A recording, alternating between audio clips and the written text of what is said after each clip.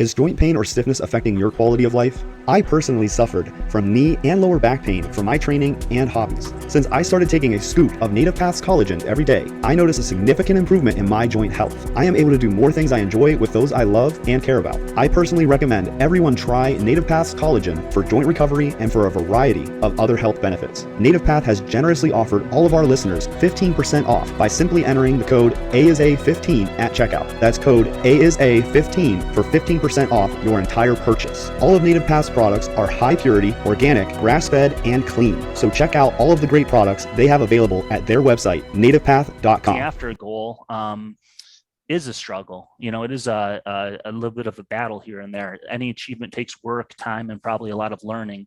There's going to be a lot of failures along the way. Little challenges and struggles are how we learn. They're a vital part of the process. Everything that I've achieved in health, fitness, or otherwise has been achieved via very bumpy roads. And I'm sure you would agree with that. But oddly, like as frustrating as the speed bumps can be when they happen, ultimately they make the process more enjoyable and rewarding in the end, usually, and you're proud of yourself for overcoming those things. So, I'd like to say that like going after a goal it's almost like a bit of an adventure. And you should approach it that way. There's going to be obstacles, but if you know this ahead of time, then you can appreciate them when they occur and do your best to get through them. Don't get too down on yourself if you have a few off days. And by understanding that getting past those obstacles is the only way to improve, you can actually appreciate them, like I said, when they do come up and see it as an opportunity to take another step towards your goal. And I think if it's a true goal and this brings me to another point in terms of, the issues with some goal setting with people, but is if it aligns with your values and it's truly important, you will do it. But if it doesn't, this is the road, speed bumps along the way, difficulties, failures are true indicators if someone stops and changes course, that wasn't what they wanted to do. It's really that easy. It could be lack of willpower. It could be they chose the wrong goal. The goal doesn't align with their values and lifestyle. So those are all what I consider checkpoints. If that checkpoint is there, they're asking you you can ring the bell right now and quit if you want, because life's not great. That's a great way to look at obstacles as like little checkpoints where the universe is asking you, do you really want this goal? Or is it something that, this little speed bump came up and now you're like, forget it. I don't want to deal with this.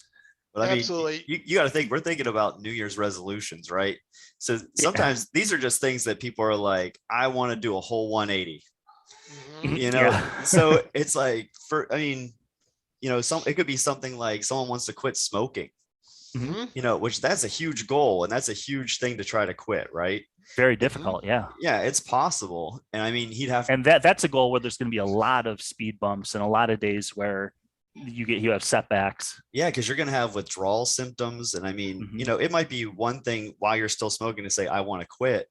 But, then you got to think maybe after the first couple of days, you'll be like, okay, I'm okay. And then all of a sudden those withdrawal symptoms set in. You start feeling like crap. You start going downhill real fast. All your friends smoke still because, you probably made friends with all the smokers at your work or whatever. So it's kind of like, you got to try to get past all these hurdles. So it's almost inevitably going to happen. If you create a New Year's resolution, you're going to have speed bumps. You're going to have these setbacks. Absolutely. So you have to either really want it or you have to learn from those mistakes, kind of write down, oh, my friend asked me if I wanted to go smoke and I said yes.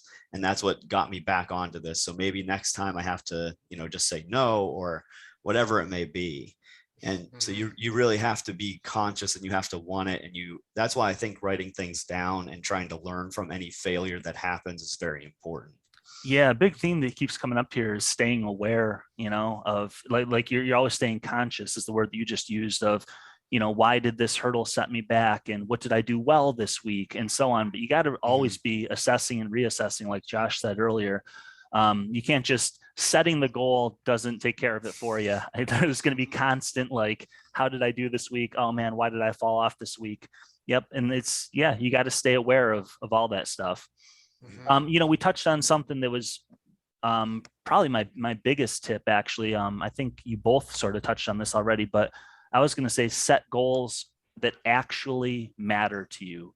You know, and the best way to do this is to ask why. And I know, Josh, you do this with people all the time when they say that they have a goal or they want to achieve this or that or whatever. Like, you encourage them to ask why, or you'll ask them why.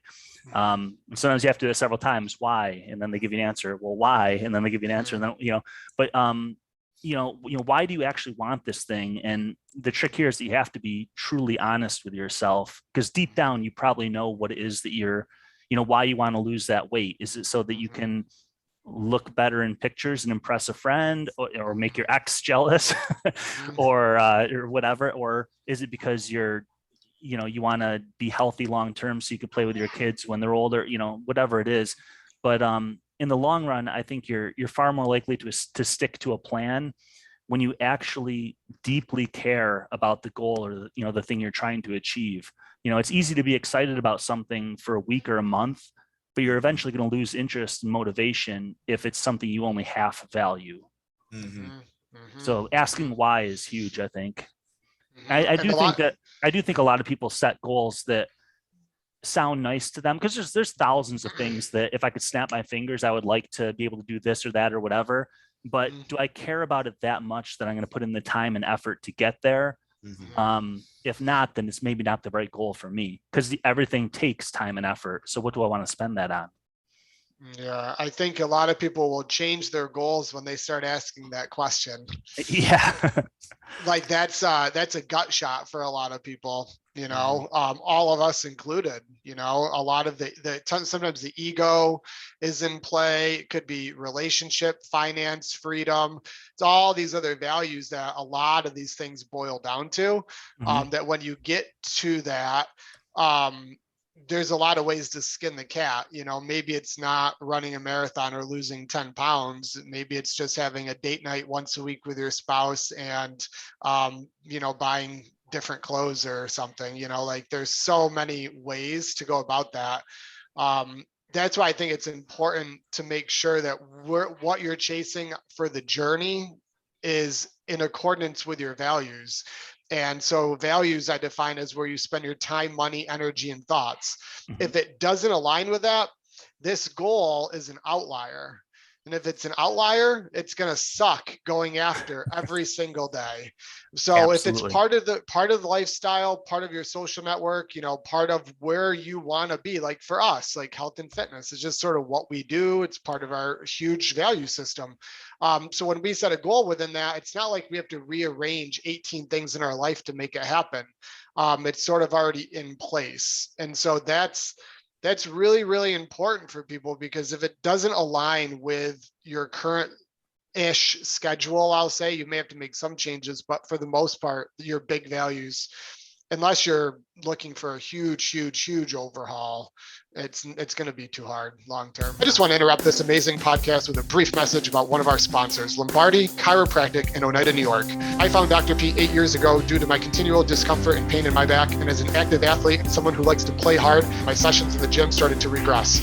My sleep went downhill. After a comprehensive evaluation by Dr. P's team, I was given a detailed treatment plan. After 3 months of care, my body felt amazing. I have used Dr. P as my personal chiropractor for the last 8 years and attribute much of my physical abilities and overall health to his approach with chiropractic care.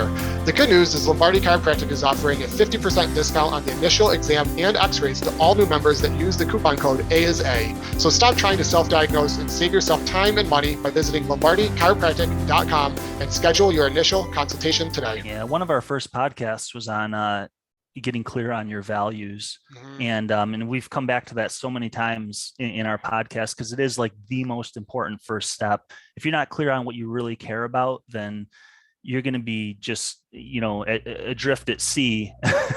You're not going to really know what direction to go with anything. And the great thing about like getting clear on your values too is now you can actually set goals that do matter, and not waste time on accidentally setting ones that you don't really care about. Yeah. Yep.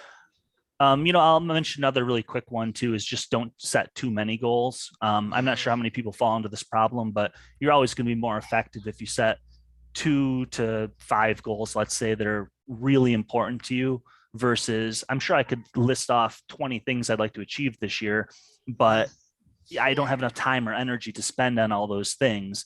So if I can narrow it down to the top 5, let's say, I'm going to be a lot happier just achieving those 5 than half achieving 20. Well, and too many goals I have found to be anxiety provoking. True. So if you have 20 goals, and I don't care how passionate you are on all of those, you still have life that you have to live. And so like you add that into your day-to-day stuff, and it is, for me at least, it's anxiety provoking. It's just too much. Mhm. Right on. Yeah. I mean, I would also say that you should limit yourself to really one big goal. Mhm. Like if you had like, you know, in some cases, some people do want to make a big life change at this time, right? Mhm. So let's say that it is going to the gym. Like they've never gone to the gym for, let's say 20 years, but they want to start now. You know, you guys already said many ways to like make smaller goals. So it's good to have like that one big goal that you're going to focus on, but then Mhm. you could have, let's say 5 small goals to help you achieve that. Yeah. Which would Yes. be like, okay, I'm gonna walk once a day, or I'm gonna go to the gym once a week, and then Mhm. like it could go all the way up to like I'm gonna go to the gym 3 times a week. And Mhm. so slowly but surely you kind of get yourself there with these smaller goals. But it's really, I think you should really, if you're making a big New Year's resolution, it should be one big goal. Mhm. I Mhm. think, yeah, I think so too. Yep. And I like that. You can have a lot of goals, but they're all kind of nested inside that bigger goal. And they can Mhm. change as you go. That's definitely a better approach. Yeah, and I think, Ricky, that's really well said. You know, the bigger the goals, the more subsections under that goal there is, right? Mhm. And so big lofty goal is the umbrella, but then there needs to be micro steps along the way, which are all mini goals. But if you have 20 or even 10 big lofty goals and then micro steps under all of those, that's way too much. So the next thing, that was kind of like a general sort of stuff about goals, but the next thing that I had was kind of my recommendations or our recommendations for good goals, maybe in the Mhm. health and fitness world.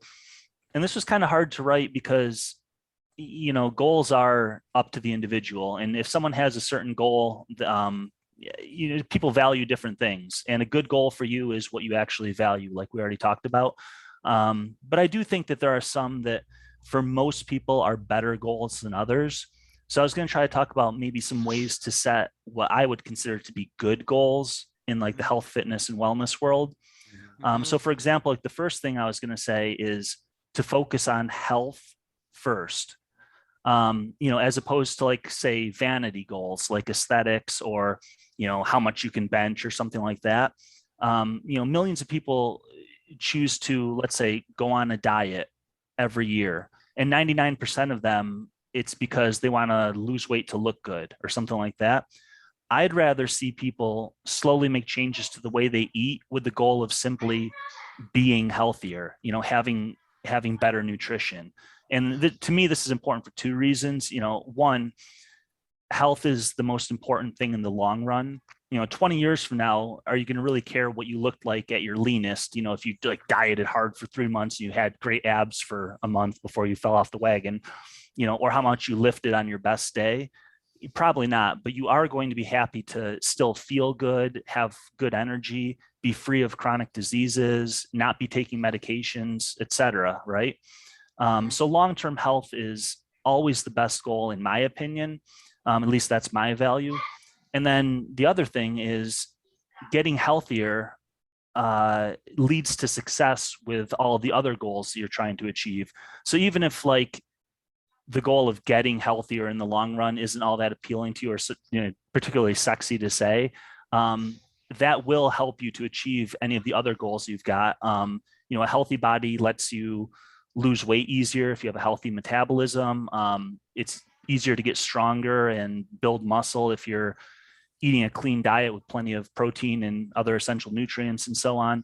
So even if your goals are things like aesthetics or performance or whatever, you're going to achieve those better if your main focus or your main priority is to be healthy in the long run. So I would say, like, no matter what people's health and fitness and wellness goals are, their kind of overarching goal should be to have good optimal health in the long run. Mhm. I don't know, does that resonate with you guys, or what do you think about that? Yeah, yeah. Yeah, I mean, I think, couldn't agree more. So yeah, no, I don't even think I could rephrase that. So yeah, I think we're all headed to the same end, right? Mhm. As physical beings. Yep. And so yeah, while a 500-pound deadlift may look cool at age 27, but you blow out 3 discs doing that affect you for the next 65 years. You know, I'm not against elite performance. I think that's great. There's consequences for sure, and you should just own that.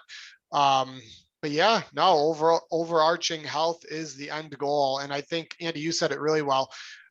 Being healthy just lends itself to all areas of all your goals. Yeah, even things outside of health and wellness. I mean, you have better energy Exactly. and stuff like that. You can perform better at work and be a better parent and so on. Yep. Yeah. No, excellent. Yep. Okay, I didn't think I'd get much disagreement on that one. But We want to thank Suttmeier Law Firm for being a podcast show sponsor. Suttmeier Law Firm has worked with numerous clients within our community for years, and they couldn't come more highly recommended. They offer legal advice and representation for a range of residential and commercial real estate law issues. Are you buying a house, refinancing, having mortgage problems, or contract disputes? The team at Suttmeier Law Firm can guide you through these processes. As a special offer to our listeners, they are offering a free consultation when you mention the A is A Health Podcast. Visit their website at suttmeierlaw.com or call 315-363-7777 today.